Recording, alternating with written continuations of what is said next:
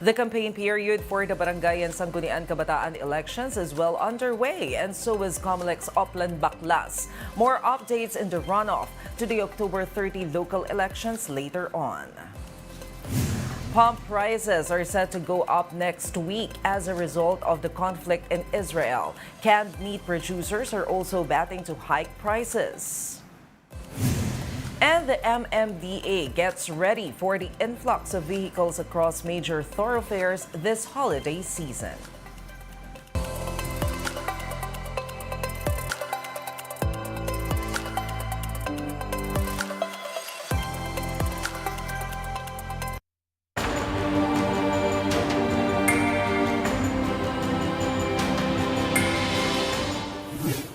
Fast, focused, and fearless. Here's everything you need to know as you jumpstart your weekend. I'm Maricel Halili. Comelec has started removing illegal campaign materials for the Barangay and Sangguniang Kabataan elections. Among the campaign materials taken down are those attached in posts, fences, and electric lines. Candidates are reminded that posters and tarpaulins should carry a size of 2 by 3 feet and should only be put up in public markets, barangay centers, and plazas. The poll body has since warned that candidates may be disqualified for failing to follow these rules. Kung araw-araw kayo magkakabit illegally, araw-araw din kami magbabaklas. Makuryente pa po yung nagsasabit niyan. Matagal na pong kumita yan, hindi na po kikita ngayon yan. The fact na naandyan yung mga pagmumukha nila, sila man o hindi nagkabit, dapat tanggalin po nila lahat yan. Patigasan ng labanan, kaso ang haharapin ng bawat isa. As of Friday, 341 candidates have been issued show-cause orders for illegal campaigning, while thousands of show-cause orders have also been issued for premature campaigning. Because of this, some 165 candidates are facing disqualification cases. The campaign period will last until October 28. According to the PNP, the first day of the campaign period was generally peaceful, but they remain vigilant. Mas mainit po talaga yung local elections compared sa national election dahil nga unang-una ang mga kandidato po dito ay magkakalugar, magkakamag-anak, magkakaibigan, magkakakilala. So yung personal emotions ay nadadala. After weeks of rollbacks, oil prices are set to climb once again next week. The Energy Department sees pump prices going up by more than 1 peso for diesel and kerosene and up to 85 centavos for gasoline. Similar to the Russia-Ukraine war, the conflict between Israel and Hamas is seen to drive oil prices higher in the coming weeks. Related lahat doon, although ang talagang naging impact nung kaguluhan, not on the direct supply disruption, but rather on the increase in the prices. Alam naman natin yung fear, yung speculation, mga haka-haka, nagpapataas siya ng presyo. Aside from oil, producers of canned meat are also looking to hike prices to accommodate higher transport and production costs. The Philippine Association of Meat Processors is requesting for a 36 centavo to 2 peso hike in canned meat products. For now, this remains a petition and will need the approval of the Trade Department. Makikiusap lang kami dahil yun talaga ang kinakailangan. Pero hindi naman siguro aabot dun sa high side na 2 pesos o 2.50 per can ang epekto. Kasi ganun din, kawawa din yung mga mamimili. The MMDA has announced new traffic schemes ahead of important holidays. The moves comes as traffic in the metro continues to get worse amid the holiday season. The MMDA said about 428,000 vehicles have been passing through EDSA, nearly double its capacity of 240,000 vehicles. The agency also sees up to 30% increase in vehicle volume, a suspension as excavation activities in the metro from November 13 to January 8. Mall hours Mall hours will also be adjusted from the upcoming Christmas season, starting from November 13 until January 8. The operating hours for malls in Metro Manila will be from 11 a.m. to 11 p.m. Sales should also be limited to weekends. With these new rules, the MMDA has a request for the public to help ease traffic. Habang palapit ang Pasko ay yung traffic na i-extend normally. Ini-encourage po natin na mag-public transport yung ating mga kababayan. Nandiyan po ang ating mga bus carousel. Ang MRT po ay nag-increase na rin po ng capacity. In fact, kausap ko po si Yusek Cesar Chavez at si DOTR Secretary Bautista.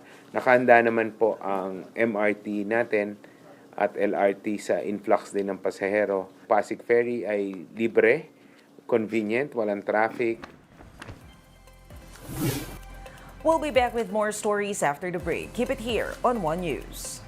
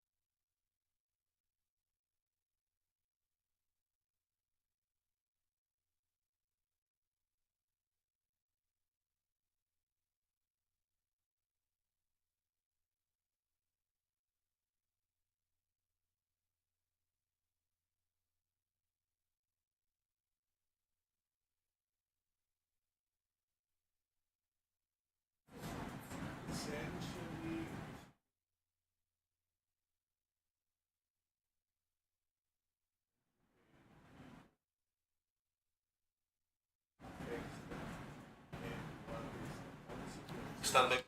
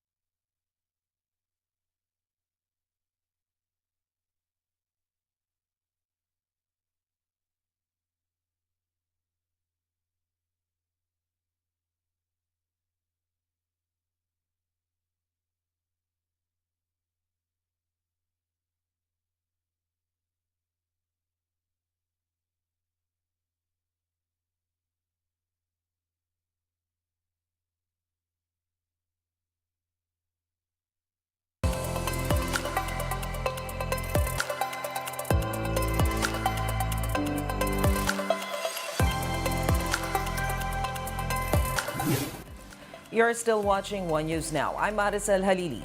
Some organizations in UP Diliman are facing possible sanctions after allegedly coming up with a list of inappropriate dares for applicants. Marian Enriquez with the details. The so-called dare games of some organizations in the University of the Philippines, Diliman, went viral on social media, and for all the wrong reasons. A leaked list on Reddit showed that among the dares for members include picking up feces of animals in the sunken garden and rubbing it all over their hands, the licking of pavements, finishing a whole 700 ml bottle of gin and walking 5 steps forward. Now, if you think those are already terrible, other dares are more sexual in nature. These include strip-teasing for 2 minutes, working out shirtless while moaning, twisting on other guys' nipples, and even back-hugging their grandmothers or mothers and grabbing their breasts from behind. 2 organizations are involved in the issue: the UP Junior Marketing Association or JMA and the UP Economic Society or ECOSOC. According to the organizations, the dares are voluntary. But even if that is true, the university says it does not condone such acts. UP is currently investigating the issue. Their Vice Chancellor for Student Affairs says initiation rites are common among fraternities, but this is the first time they've heard of such activities in school organizations. The UP administration is still finding out if there have been complaints filed on the matter. They're also calling on students to come forward if they have been victims of harassment or if their rights have been violated. Maganda kung may mga patunay talaga na nangyari itong mga to at sa patunay hindi yung third party na account kundi mismo mula sa mga taong personal na nakaranas upang agad nating ma-rectify. Walang lugar ang anumang uri ng karahasan o pangmamaliit sa dignidad, sexual or otherwise. Lahat yan ay tinututulan at kinukondena ng universidad. The organization may face suspension or lose their accreditation if the accusations against them are proven. And if there are individual students involved, they may also face disciplinary actions, from suspension to expulsion. For News 5, Marian Enriquez, we are One News. Let's now take a quick look at today's other top stories. Investment commitments secured by the Philippines from Saudi Arabia business leaders have reached more than $4 billion. This is seen to create thousands of jobs for Filipinos in the construction industry and human resource services. Defense Secretary Gibo Chodoro has banned personnel of the AFP and DND from using AI image generator apps. Chodoro said these apps pose security risks, which could lead to identity theft, phishing attacks, and other malicious activities. And it's wetter weather once again in the Philippines. Pag-asa has announced the onset of the northeast monsoon season or amihan, which brings cold and dry air up to early next year. And those are the top stories of the hour. Join us later at 9 a.m. as we continue to monitor today's biggest stories. I'm Maricel Halili. We are One News.